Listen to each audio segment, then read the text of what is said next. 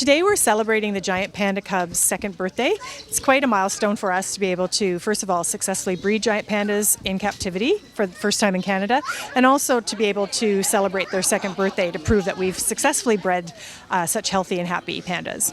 Unlike most birthday parties where we get beautiful birthday cakes, we do not give the pandas anything like that. They do not get a sweet cake or any kind of sweets. They are on a very strict diet of bamboo and some leaf eater biscuits. They also get some apples. So today their cakes were made out of cardboard, which were laced with some bamboo that they loved and also some apple slices. So they don't really get anything sweet and sickening that would make them not feel very well. We stick to their diet. It's been a lot of fun working with the giant panda cubs since the day they were born and watching their progress. So from being born, they were 150 grams, 180 grams when they were first born, to now they're about 50 kilos. Watching them just develop into adults, watching them play with each other, develop their motor skills. And also, I think one of the funnest things for me has been watching how they've developed into pandas in that they're eating bamboo. So their main priority in life, just like an adult panda, is to eat bamboo.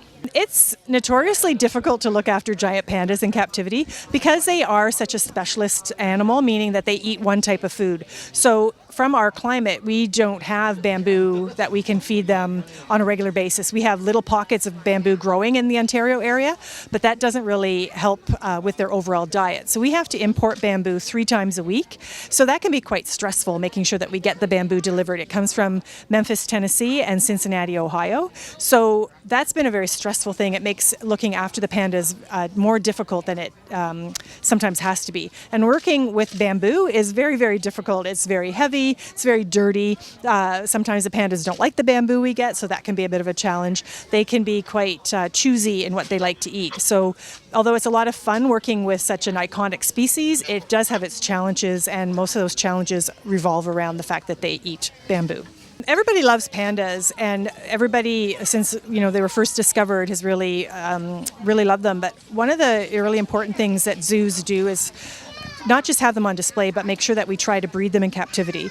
So for a very, very long time, giant pandas were considered to be endangered, and it was very important that they were bred in captivity so that in case anything happened to the population in the wild, there would be some pandas left.